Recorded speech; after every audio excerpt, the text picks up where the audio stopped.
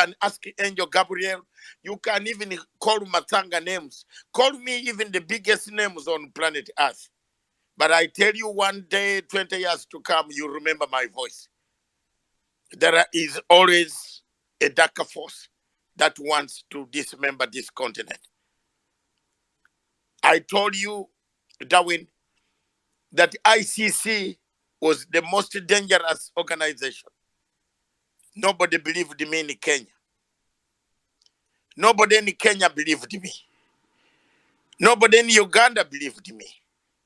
Nobody in Africa, even when they came for their own people.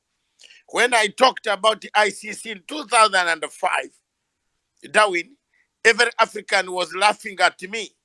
They were even sending me very dangerous messages, telling me that they will finish me, telling me they will kill me because of my talking against ICC. And I warned everybody that ICC was not a court, but just a diplomatic gathering. I went ahead in 2005. It was the first country, my country. I am the first human being to go before that court, before anybody went there.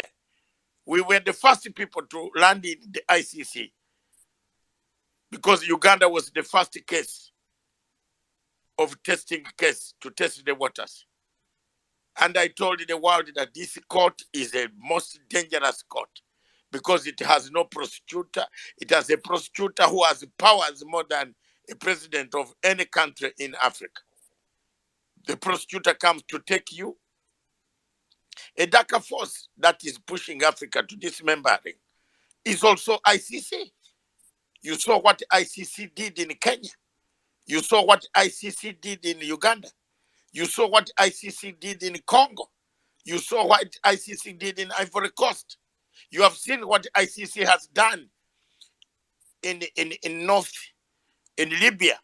They went and indicted only Gaddafi's people. But they left the terrorists as if the terrorists were shooting with water and rubber bullets. Both sides were shooting with bullets, copper bullets. But they went and picked one side. It is also a darker force that is dividing Africa. So when you look at some of those things that I talked about, Darwin, and you are my brother, you saw what happened in Ethiopia. Your country was one of the best with a good GDP. You are stable. They brought you down to where we are. You are now rebuilding. So continue from there. Yes, thank you, Dr. David. It was right, and Assisi was trying also actually to enter to Ethiopia, which we successfully hit them before they came to Ethiopia in Somalia. Our forces were in Somalia for very, very long time, and that was always right. But then now you see, we were the country that the IMF, the World Bank, all these world organizations were naming a fast-growing country with 2 digits, for example. So all of a sudden, the investment competition between the US, the West, and the China is what is playing a game within Africa now.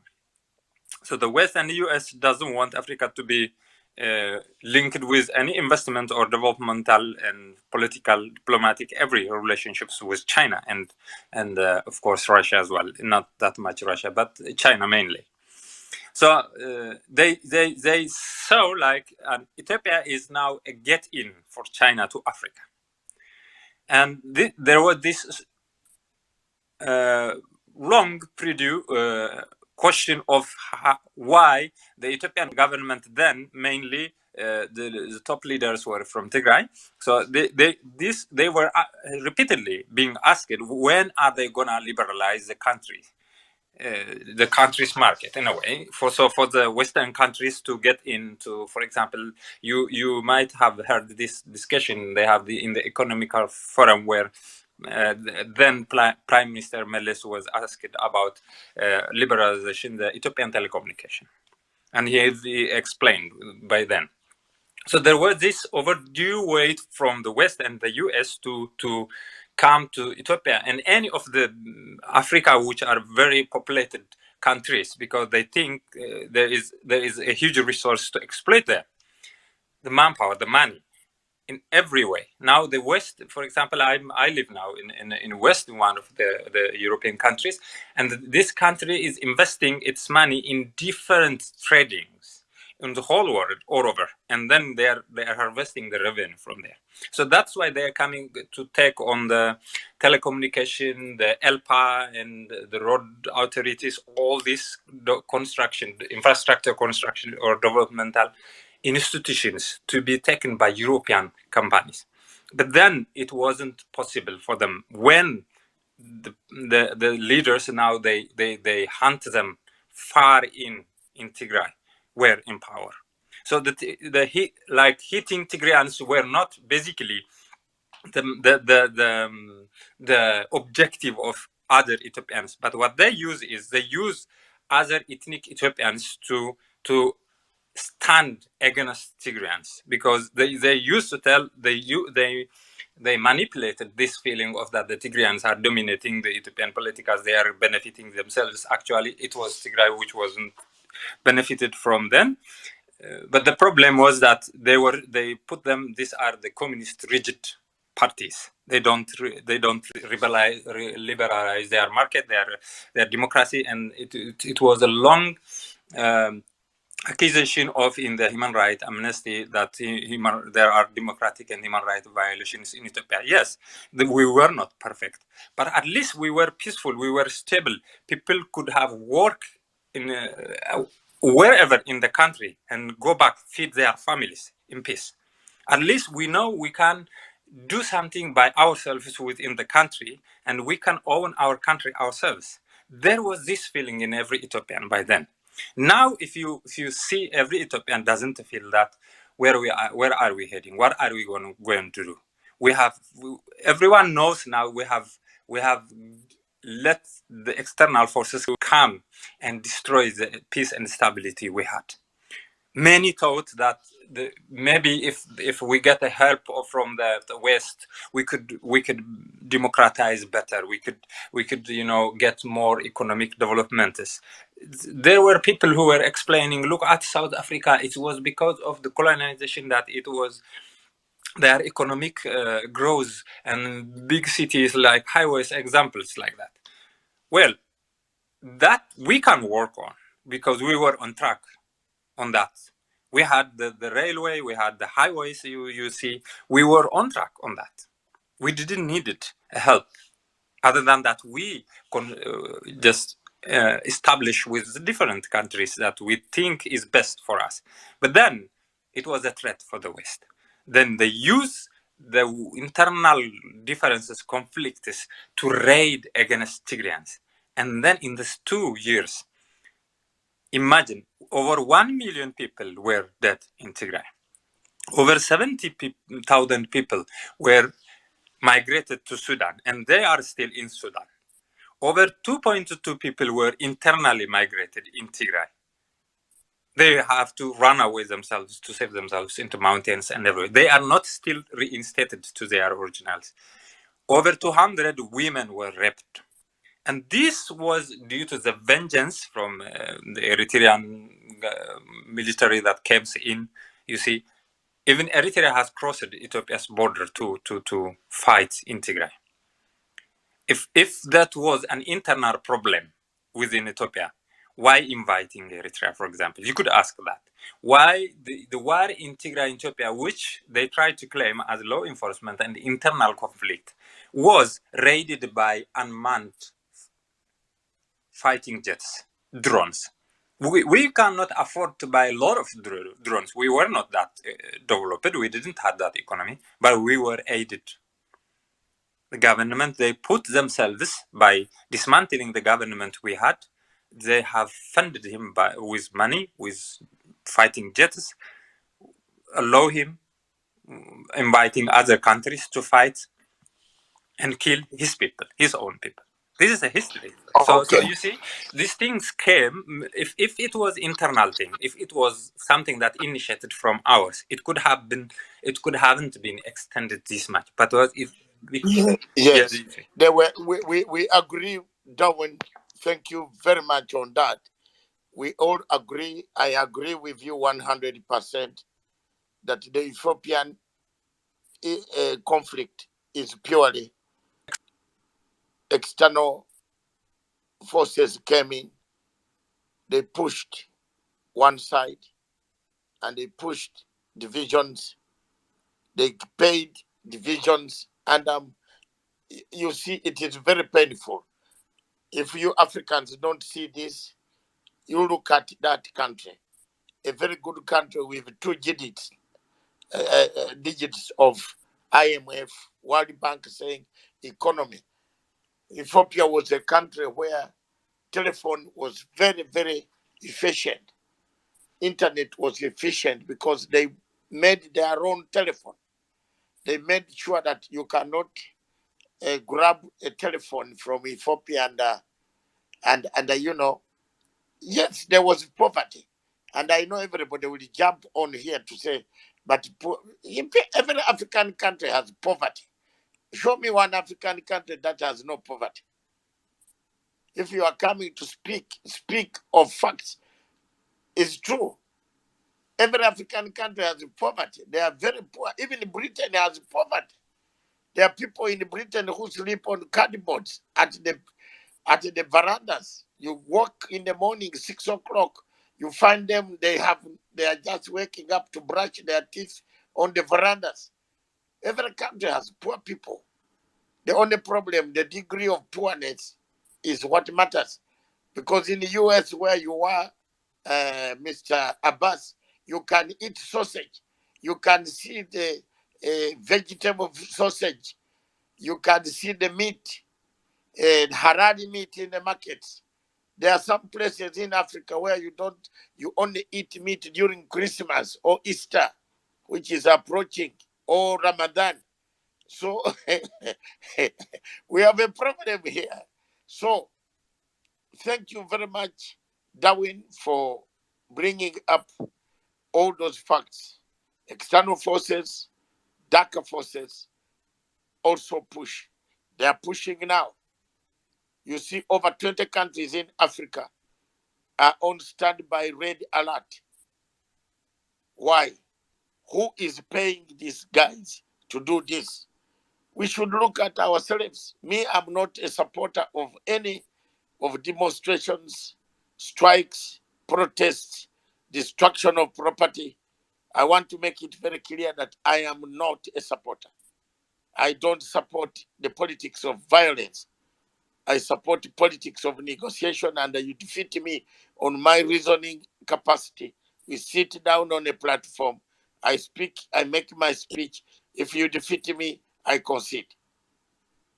But I would not go the route of violence. But why is there violence? Why are there these protests across Africa? Yesterday, there was a topic in Wandera. I did not want to take part in it because I don't want to take part in some of the topics where some countries are involved. So I did not take part in it, and I want Wandera to forgive me for having not been part of that topic because I don't want to discuss the nitty gritty small things. I am discussing a bigger option of Africa. I want a united Africa. I want to leave a vision of a united Africa, a voice that can speak. When I find a Somali being beaten in London, I join the fight. I don't ask where he comes from. I join the fight. He says I'm from Somalia. Fine, I'm joining the fight. I'm a Ugandan. Let us all be beaten together. I don't stand around. When I find a Rwandese being beaten, when I find a Nigerian being molested, I don't stand. When the police is pulling a Nigerian and harassing him, and I've seen that I am an activist, and I've seen that this man, the Nigerian guy, is speaking the truth. I'll go there near the police and ask them, what has he done? And that's what I am. That's what this Dr. Matanga is. I will not keep quiet. I will stop my car. I will stop my car ahead and I come back to the police van.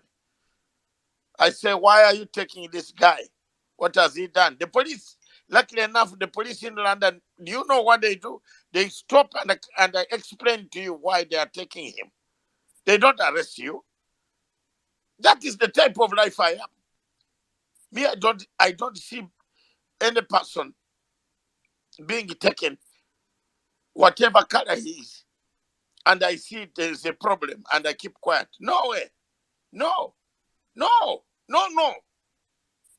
I want to tell you, ladies and gentlemen on the platform, before I give you, Paul, prepare your notes. I went to Serbia during the Yugoslavian war. I was working with Sky News as their consultant. So we went to Serbia to do the the Yugoslavian war.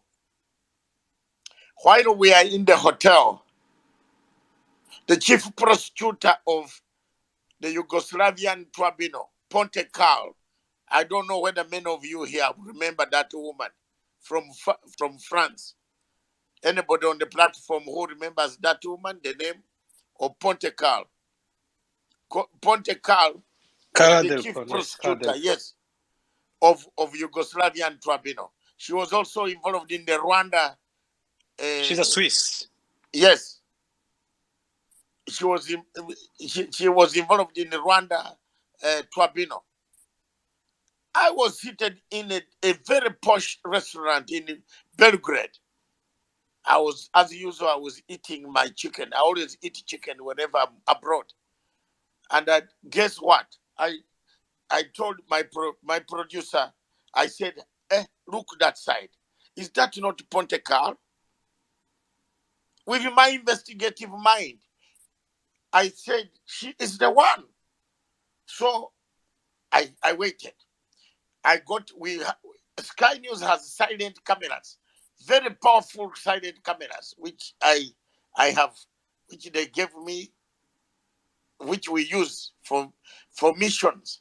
So I went and pointed the silent camera, and it picks the sound, what they are talking about. Portugal was talking to witnesses who were going to testify against another gentleman, Milosevic, one of them, I think, yes, Milosevic, in town, in Hague. I said, this is a very good, interesting story. I picked the whole speech. I went to her, greeted her, picked the speech, what they were doing. These were witnesses, and we pretended as if we were just also bumped into each other. That we like what the Yugoslavian tribunal does. You know, as an investigative journalist, that's what you do. I came back to London after 5 days. I put the story out, and the Ponte Clark resigned. I made her resign. I said, I'm going to bring the footage of what you are doing in Belgrade. That's all. She resigned the following day. She lost her job, and she said she will never forgive me. I said, I will also not forgive you. You did very well in the Rwanda tribunal, but not in the Yugoslavian tribunal. You're a chief prosecutor, and you cannot go to see the witnesses to tell them what they should go and say in the Hague. Exactly, that's what our company used to do. And exactly now, this is where Mr. Karim Khan has been used by the powers to go and indict another member of the United Nations Security Council. They will veto him. He will not have money. No UN money will go when there is a veto. When they have said no payments to the ICC, it will collapse. So those in Africa thinking ICC will help them, look for your courts. You have touched the wrong wire. China and France will veto. And there will be no movement. You can't arrest one of those member states. But America was telling us to arrest our presidents. Yet we can't arrest Tony Blair. We can't arrest Bush. We can't arrest Cameron. We can't arrest Sarkozy. Sarkozy killed Muammar Gaddafi. Sarkozy bombed Libya. Sarkozy stole Muammar Gaddafi's money. Is Muammar Gaddafi going to come from the grave and get his money from Sarkozy? He used it to campaign in France. He has been sentenced.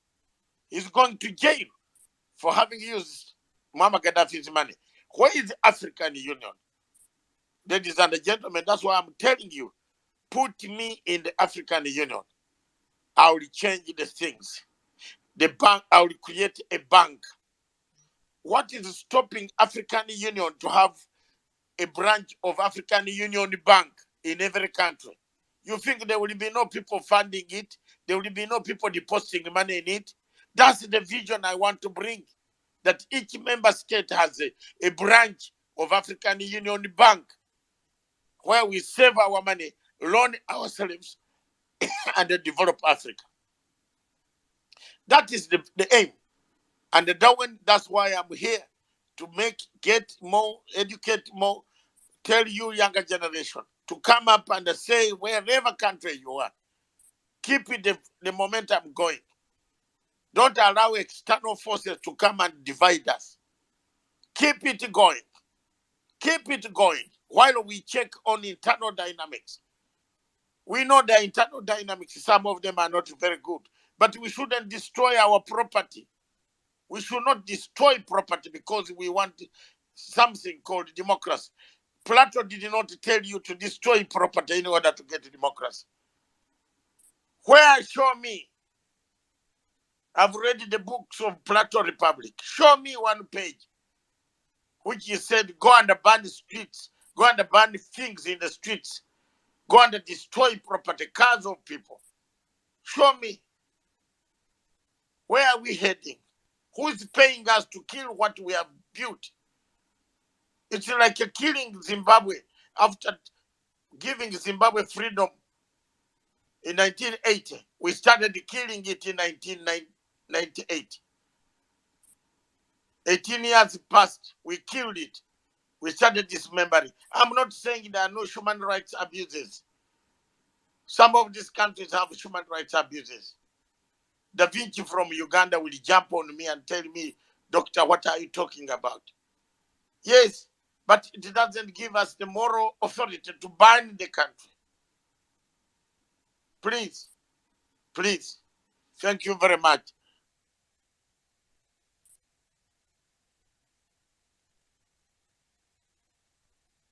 Paul, the village square is here for you. Thank you, sir. Thank you for the privilege. You're doing a marvelous job trying to unite Africa. If we have other people doing what you're doing, by now Africa could have been much, much better. You know, for our children and unborn children. You want me to deliberate on a zoo called Nigeria? I'm a Biafran, though. Let me start very quick. British colonial terrorists terrorized the three nations that makes up Nigeria, and put them together. What we have in Nigeria is Hausa, Igbo, and Yoruba. That's what makes up Nigeria. I'm an Igbo man, which is Biafra. Unfortunately, the election that is going on now was just a ceremony, not election. INEC will always do their magic as they did in the previous one, like I told you, that they will still do their magic. Your vote doesn't count in Nigeria. As we are speaking now, a lot of people have been shot dead. A lot of people have been wounded. Some ballot boxes burnt down. Talks going on all over the place, asking people, do not vote. That's why we say we are leaving Nigeria. We don't want to stay with people who doesn't value human rights. All we are asking for is to right to live as a human being, a right to life, which is enshrined in a United Nations chapter. We don't want somebody to come to our villages, rape our women, burn down our communities, and cut our women into pieces. We are fighting right for life, to live as a human being. That's why we're asking all of you to join us and support Biafra to exist. Biafra is the hope of Africa.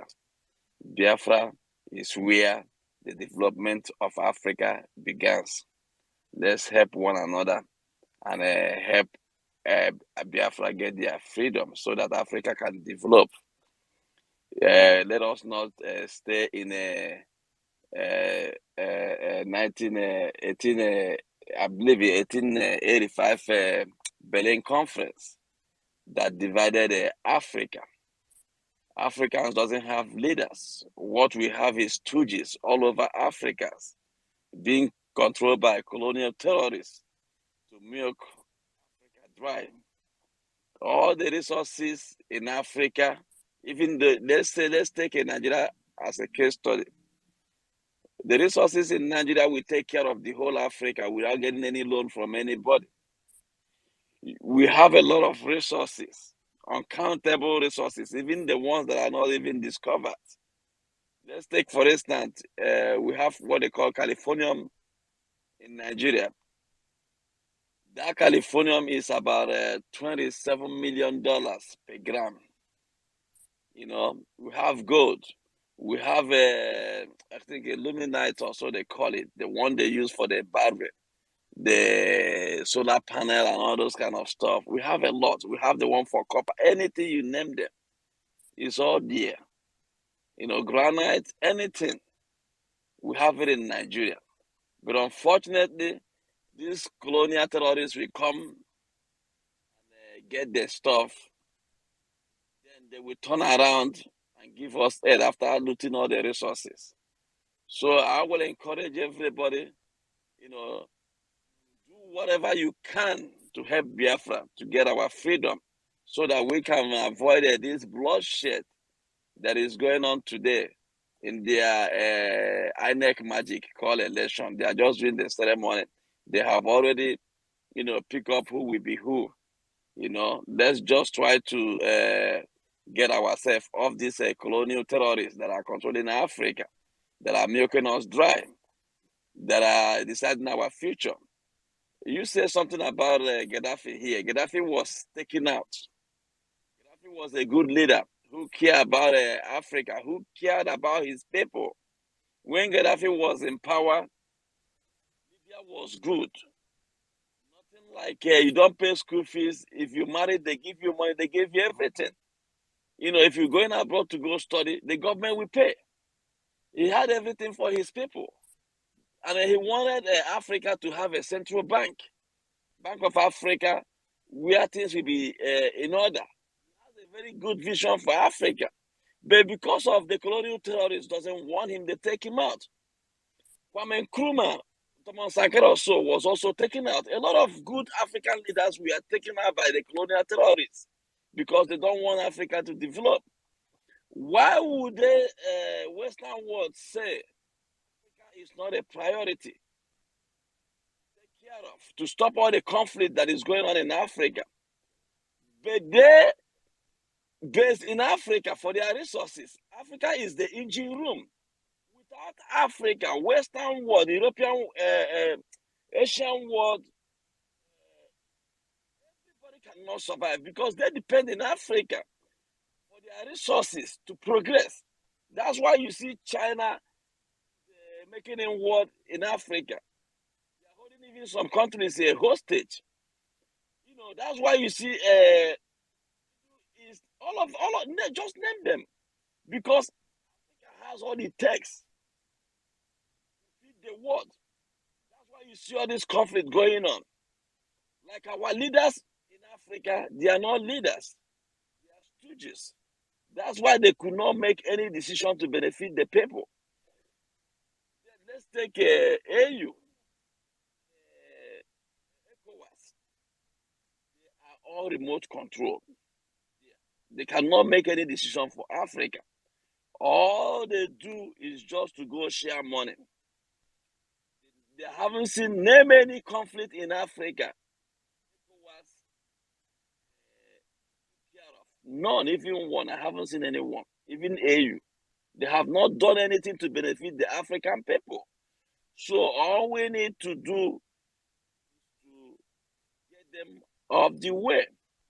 and get the younger generation there. Dr. Matanga, I know you're doing a great job trying to get this thing done, but if we succeeded in getting you in there, promise we, the younger generation, that you will kick all those remote control out there, out of office, and put the younger generation who knows better and how to control Africa to take charge, to be able to deliberate on what Africa needs, move Africa forward, not the ones that are being controlled by colonial terrorists.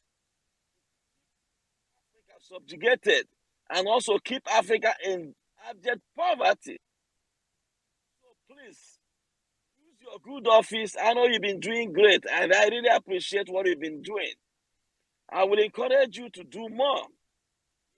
Like, most of African leaders are agent to these Western colonial terrorists. Like Uhuru Kenyatta of Kenya, he's part of the agent. Babangida IBB in Nigeria, he's part of the agent. Then Obasanjo, you call, he's part of the agent of all these colonial terrorists.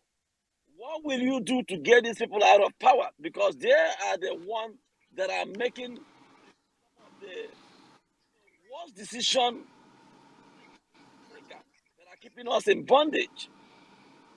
I don't know why somebody will come from Nigeria and go to a Chatham House, go tell them how he will rule Nigeria. Why Chatham House cannot come to Nigeria to get power to rule a Britain? Can you kind of speed it up, please? Yeah, thank you. Thank you very much. Who was speaking next? I think it's Yeah, me. Nick. I think. Sir, doctor, how are you today, sir? How's everyone? Okay. Can everyone hear me, or am I clear, or I'm not? You're clear. Go ahead. You're clear. Go ahead. Okay. I'm gonna take again. I'll take different perspective to these things. Different ones. Because I think I don't think African leaders believe that, and I think this is placed to stereotype about leadership in the continent. We've long believed that.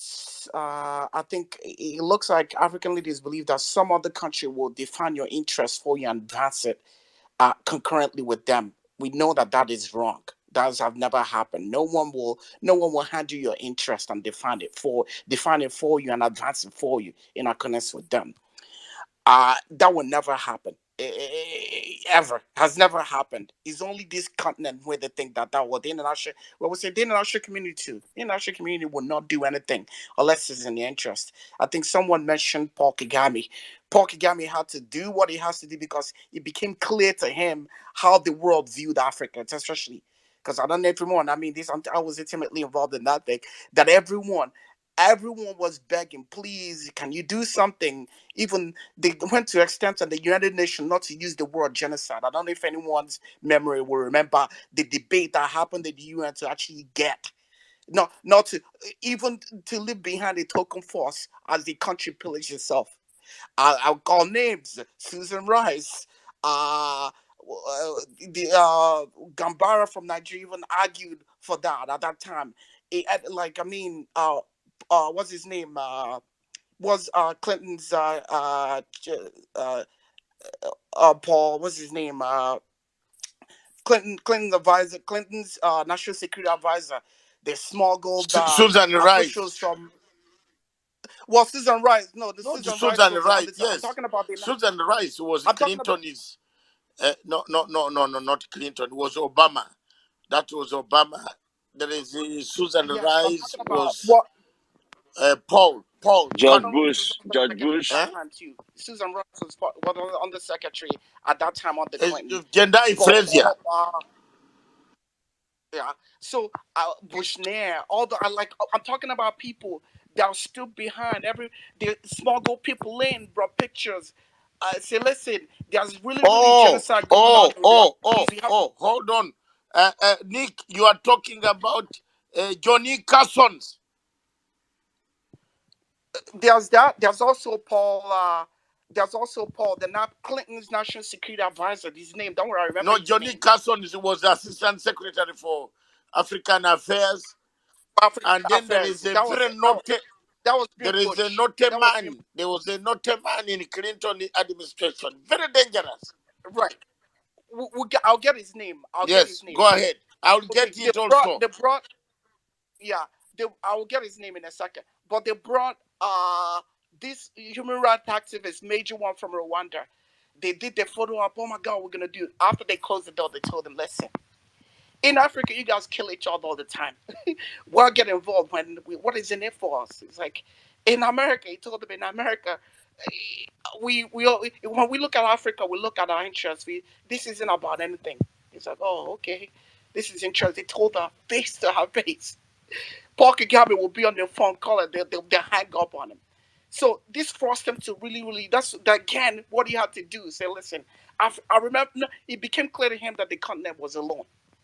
And foolishly, the African leaders have never learned that till today. A lot of them have. And I'll give you an example of what happened recently that actually hasn't made news. They went to the U.S. African Congress summit. What they've got from the summit was that Africa, listen to this very carefully, that Africa will become a permanent invitee to a G20, a forum. That's what these dumb leaders, that's their condition to accept the meeting was like, this is the condition they want. And they offered them $55 billion for development over 3 years. Why? $88 billion leave the country annually. Can you? I do like. I just want to see. I really want to see the advisors that actually help plan.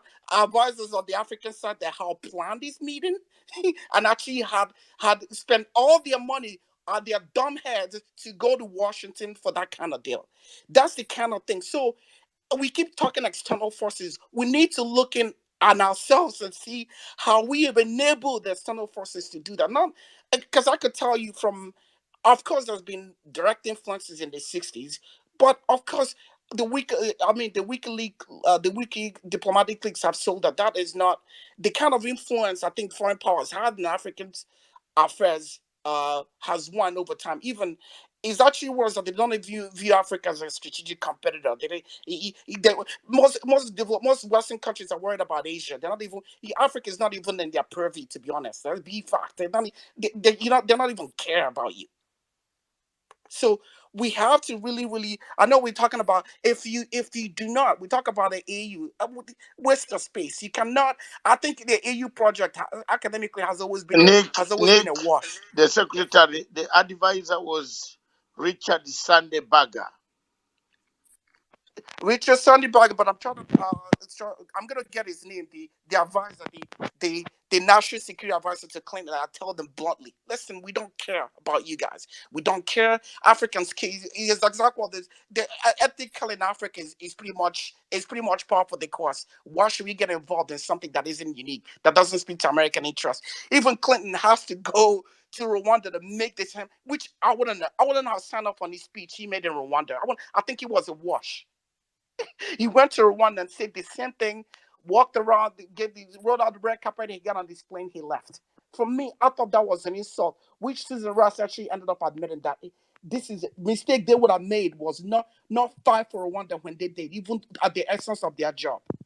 I think she admitted that in recent times. So my point is that we keep saying external forces. We have to look at ourselves. If you do not, no one will define your interest and advance it. Oh, you are speaking. Richard, Nick, you are speaking of Crocker. There was another one called Chester Crocker. Very dangerous. Yeah. I think so. A lot of those people. So we need to. There's a shift psychologically. That has to change in Africa, where you have to define your own interest and building, and that's eternally. If there's not institutions working in Africa, there's not. You are not. I don't care whatever. You're not going to be able to do anything. Someone mentioned about African oil. Like British went from ordering being one of the top importers of Africa Nigerian oil to being not even on the top 15. So people like in terms of people are shifting the interest away from our like it's not even it's like on the background for a lot of countries. They're focused on other parts of the world like Asia. They don't even care. Trust me. Okay, So thank you very much, Nick. We are having okay, a no lot of problem. interference from the wires. Okay, no problem. I'll rest my case. We have a lot of interference. You see, our platform is about to go down. I want to thank you very much, all of you. Toyota, can you make a quick one, please, because our platform is about to collapse? Yes, I would say absolutely. There are dark forces dismembering Africa. And the reason for that is because it's the continent with the most resources by far. Really, if you think about it, Africa could just shut itself off and become self-sufficient if we were to start manufacturing. If you look at Europe and all these other places, they're nothing. They have to import their resources and manufacture them into finished goods. That's how they're able to make money. You have countries like Switzerland, Belgium, they're known for things like chocolate. When they don't produce cocoa, it doesn't make sense. What does that tell you? That tells you Africa has the real power. They just need to wake up. They need to wake up and start thinking. We don't need these other places, because what's the first thing African countries think about? Oh, how can we export to Europe? How can you don't really need to export to Europe. You don't really need to export. All you need to do is start manufacturing and selling locally or to neighboring countries. You don't actually need to all the time relying on Europe or these other places. They in fact need you more than the other way around, because they're the ones, they don't have much resources. If you look at Europe, it's a peninsula in the continent of Eurasia. They're not even a separate continent. Whereas Africa, the scale of Africa, the size is truly underestimated. So what I'm trying to say is essentially, people, they need to start using their brains, not just thinking, oh, we have resources, we're going to export our resources. You're going to say, we're not going to export our resources, we're going to keep them, and we're going to make the manufactured goods, finished goods, then we're going to export the manufactured goods. That's how people should start thinking, rather than just all the time selling your resources. It's a quick fix, but it doesn't solve the solution, because other countries are benefiting from you. You're not benefiting. Why should your people remain in poverty, whereas in other countries, people are living great lives? Thank you very much, my brother. Thank you very much, all of you. It has been a pleasant afternoon. We shall not do it like tune in on Monday night at 9:15. You'll hear the drama.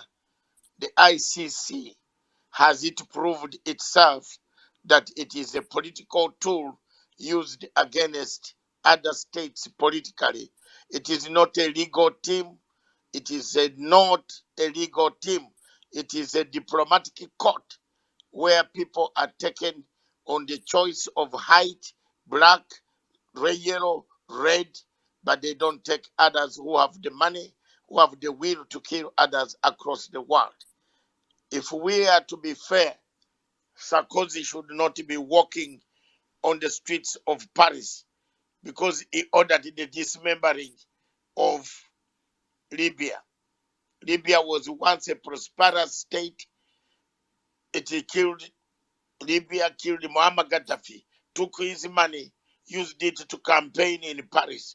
And we Africans are here blaming each other day in, day out. I thank you very much, all of you, for having come to this show, this platform.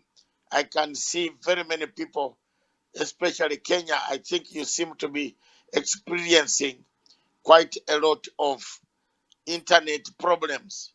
I don't know what has happened, maybe because of, but I want to leave you with one message. Wherever you are in Africa, don't go for destruction of your property. Don't go for violence. Don't go for confrontation. Sit down and talk on table. Let's all talk. If we stop talking, we shall start destroying. We shall start dismembering Africa. I am opposed totally to the regime change apparatus that are being used in Africa by dark forces, externally playing opposition parties and other parties to dismember Africa. I want freedom for the people of Africa. But the freedom got through destruction of property, and the freedom got through destruction of lives.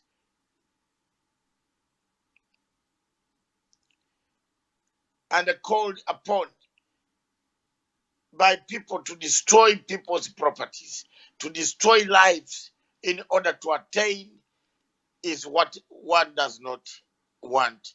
And it is me, I, Dr. David Matanga, believe in a negotiated a redemption strategy that can bring Africa to a peaceful end. I believe that one day Africa will rise and sit and talk. Remember when Emperor Julius Caesar was being stabbed 23 times by his own friend Brutus, where he said, a tutu, a tutu. He said, is it you, my son? Is it you, the one I brought up, who is stabbing me?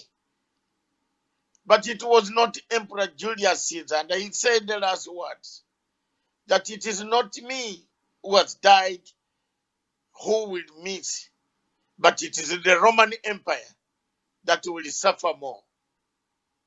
It is not the people who will miss Africa, but it is we, the generation coming, that will miss a better Africa if we allow Africa today to be dismembered.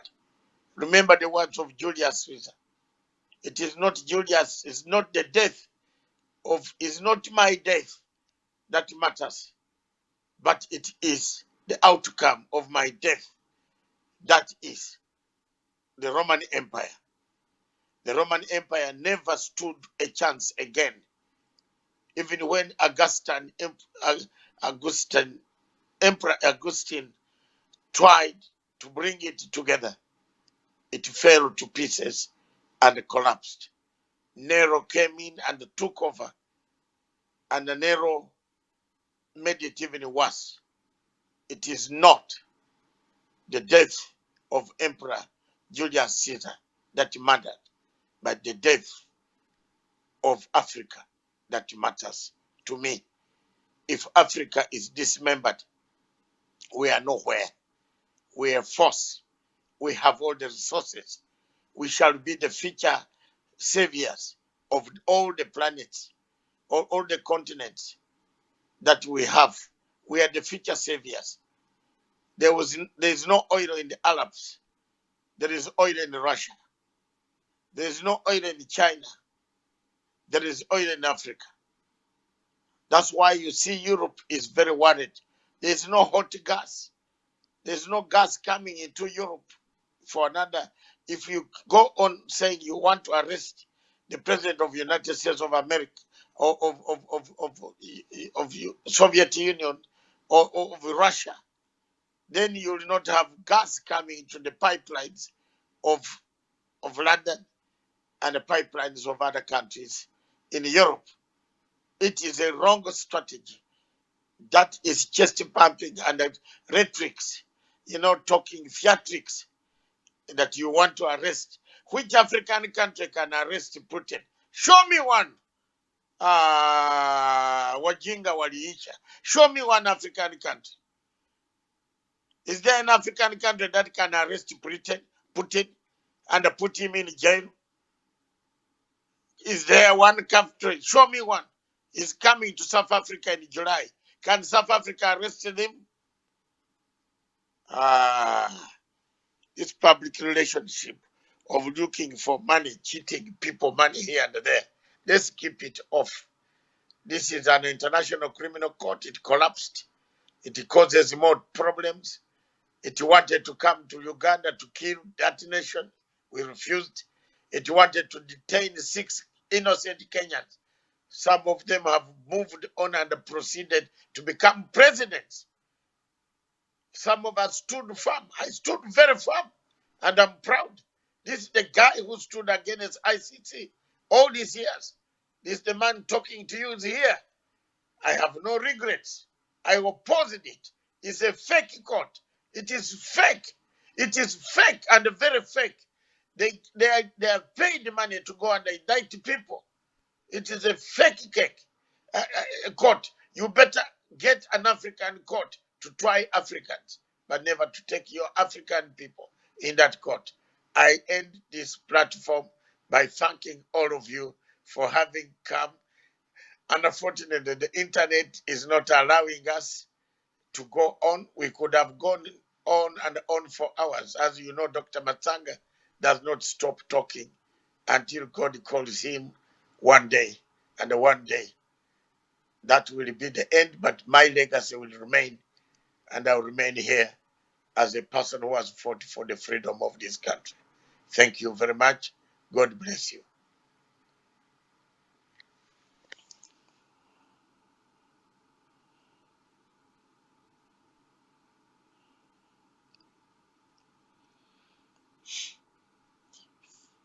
Thank you, all of you. Thank you, all of you. Thank you very much, all of you. Don't forget, 9:15 at night, East African time, we shall be with you on Monday on the question of ICC. Come in huge numbers. Come and give your ideas. It is a free market, a free phone, a free mic.